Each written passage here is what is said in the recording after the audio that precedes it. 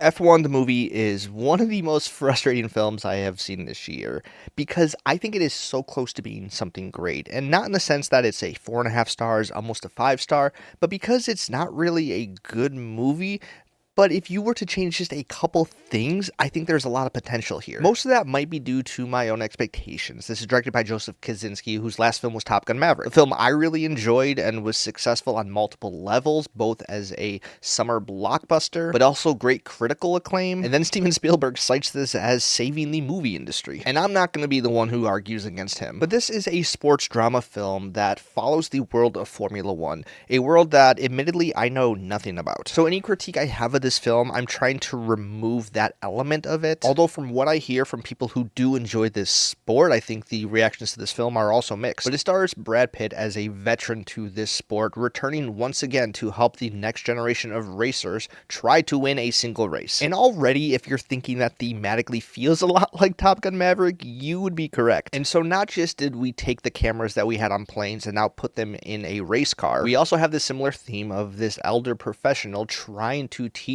this next generation how to be great and how we shouldn't count them out just yet. I think the main difference of those two films and why Top Gun Maverick was successful is there was actually attachment to these characters. The fact that this movie even attempts to have a similar emotional connection to these characters, it's a bold choice, and there's a lot of heavy lifting the script needs to do in order to get you there. And that's most of where my issues with this movie come from, is the script and specifically the writing. Now, where this movie succeeds, it really does succeed, and that is the high-stakes, fast-paced racing scenes. Joseph Kosinski has clearly found something he is really great at, and that is filming unique action scenes with big, heavy machinery that we have never seen before. And it certainly lives up to the hype, especially in IMAX, where I would recommend everyone go see it. And it's not just one style of filming, but really throughout this entire film, it's constantly introducing new ways that they were able to capture these scenes. Sometimes it's a POV in the car, sometimes it's to the side, the camera even rotates while on the car itself. There's a lot of interesting drone shots, and the sound mixing really pushes over the top, giving you an experience you have never quite had before. And I think that's why the weak elements of this movie stuck out even more so, because there is such a drastic shift in tone, moving from these racing scenes, trying to get into this character drama that really falls flat. Now, I think for a lot of people, this isn't going to be a big issue, because chances are, if you're going to see this movie, you're not really caring about the emotional stakes or the drama attached to it. But that is why I wish they would have just minimized it even more within this film. My theater was pretty packed, and the box office receipts for this thing